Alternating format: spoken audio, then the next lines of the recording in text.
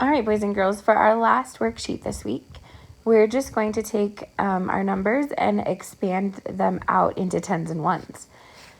So this is just the opposite of what we did yesterday. Instead of saying 2 tens and 2 ones, now the number that you're given is 22, and you just have to take it like this and make 2 tens and 2 ones, which is 22.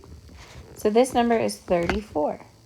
So I have 34, so that's 3 tens because 3 tens is 30, and then 4 ones, okay?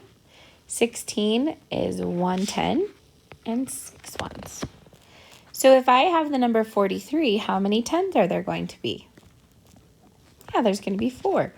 How many ones will there be? 3, very good.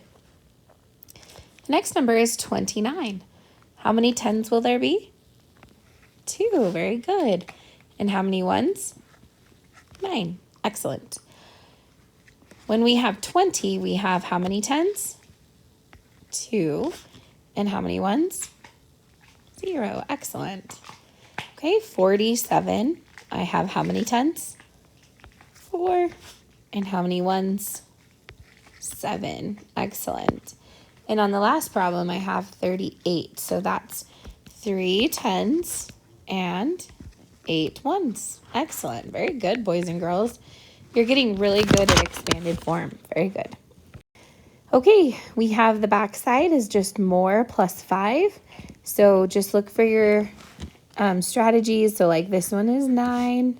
This one is 11. Those are near doubles. This one is almost like adding 10, but it's just one less, so it's 14. Okay, 5 plus 1 is 6.